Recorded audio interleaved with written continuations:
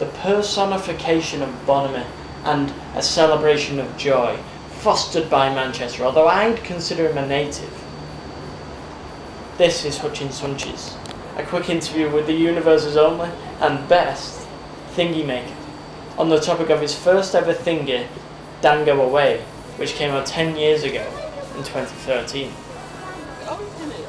The first question I asked Daniel Hutchings was to what extent does he agree with this introduction, as well as, is he as obsessed about Mancunian and Northern English culture as the rest of us are?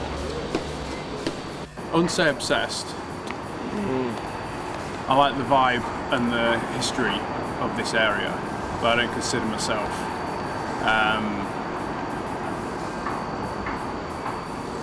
to be of Earth. So Earth is Earth to me, and I'm visiting to say hi. So little locales or nationalities and stuff I find to be quite earthbound. And would you say that you are a celebration of joy? Is that what you're trying definitely. to do? That's like a founding principle. So a very early thing that I was inspired by is a Jim Morrison quote. He said he wanted the doors to be like a celebration of joy, like the coming of spring. And he said he never quite got there. Everything was like a little spooky, like somebody's not quite at home. As with most stories, I believe the best place to begin is the beginning. That's why I use my next question to ask Dan about his creative childhood and the effect it might have had on Django Away. When I was younger, I lived in a little town next to the M1, pretty much in the centre of the country, and I remember spending most of my time drawing or making models out of cardboard. We'd get toys, like mainly just the figures, and then I'd build all these buildings for the figures to play in. So I'd say, and of course it was like pre-internet, and I think I was 10 when we got a games console, and I played that for a couple of years. And then I asked Dan Hutchings how his opinion of his first ever thingy has changed over the last 10 years since it was released. There was a period when I'd like flop between feeling that it was a bit not enough of recognisable like genre tropes. Like it's not Mel Brooks enough for it to be Django Unchained, to be able to be understood as being in relation to Django Unchained, and between thinking that it was a really terrific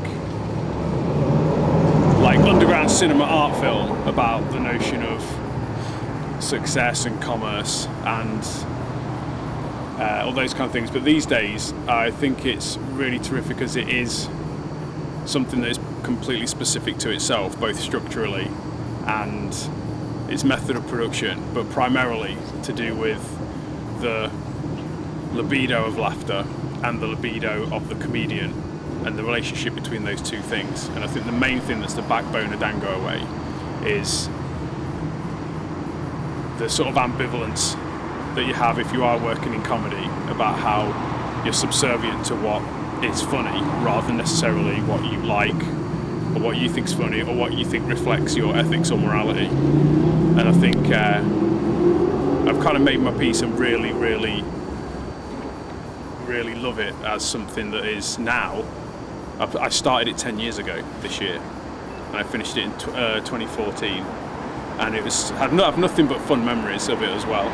So I'm really extremely proud of it. It'd take me a while to feel extremely proud of it, whereas before I would be proud of it in certain situations, in certain situations I would not. But now I feel proud of it across the board, and I think it's really terrific, and I think it's a hell of a lot to have put together with just a little camcorder. I also really wanted to know how it felt to be in the same film bloodline as a Corbucci film. So I asked Dan how it felt to be part of the cinematic heritage of Django. Well, that was an intentional thing that I wanted to have, a comedic Django, and I really love the idea that this character has been a byproduct of extreme commerce in Italian film, and with the success across Europe of it and in different continents. And that kind of like folk hero for a sort of like mistreated or maligned feeling or sense of self or sense of community. I think it's terrific that there's something in cinema that is just purely about that, and even though Django Unchained came out, I still don't think that eclipsed what the Django character as a genre grew into, that was through no one specific vision or no one force behind it. It was something that came up as a byproduct of creativity in Italian cinema and total disregard for copyright. So I think it's a wonderful phenomenon in cinema, and I'm extremely proud that I just contributed my version of Django, because the J's silent, to it. One thing that fascinates me about Django Away is the cast and crew. The amount of amateurs and professionals that were all working on the same wavelength, orchestrated by Daniel Hutchings. So I asked Dan exactly how useful the professionals were, and if they're necessary to making something as large scale as Django Away. Behind the camera, the only main collaboration was Ryan Harrison, who came on to do all the sound from about a quarter of the way into shooting. So until then I just had the shotgun mic on a mic stand. But Ryan came in and boomed and mixed on location, and then did all the sound design and mixed my score in with everything, and did like an amazing job. That was such a terrific experience. Love you, Ryan. Apart from that, there was some people like Sophia, who was in it and operated camera a little bit, which, as pretty much the whole thing is a static shot, was like pressing record after I'd set it up. So professionalism wise, that wasn't really what I was thinking about. It was more like reverse engineering, like, can this person do this particular task? Because I wanted to explore different modes of production, different ways of doing it, and I knew that the sort of assembly line specialism method of crew production was not going to get me very far in being able to explore this idea for thingies and screen comedy that I had. So I just didn't go down that route at all, really. Having said that, the people that ended up or were already professionals were terrific. Sticks and stones may break my bones, but words are the only thing that can hurt me. Those are the rules of Django Away, in which swords and pistols are replaced by comedic remarks and verbal abuse. My question to Dan was, does he think this past is a utopia or a dystopia? So instead of evolving, developing weapons,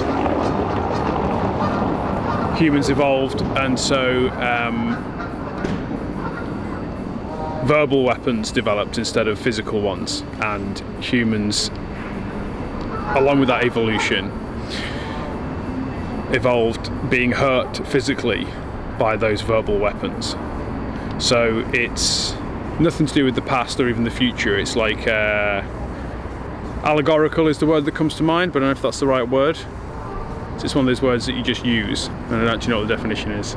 But it's like a comparative thing, and it's within the genre trappings of the spaghetti western. It's this idea of the existential sci-fi western, so the exifestern, and it's a way of meditating and considering the mechanics of comedy and its value and its functions for both good and bad within human nature and group collectives and stuff. So yeah, it's not to do with past. Well, dystopia and utopia to do with like what futures we could be heading to. So I guess in that sense, I guess the idea of doing a thingy that's considering the conscience of the comedian, I guess that's a utopian idea that the comedian would not do. Sorry. The comedian, there's slapstick for you, nearly kicked a walking stick out from under her. So that's the whole thing in microcosm, you know.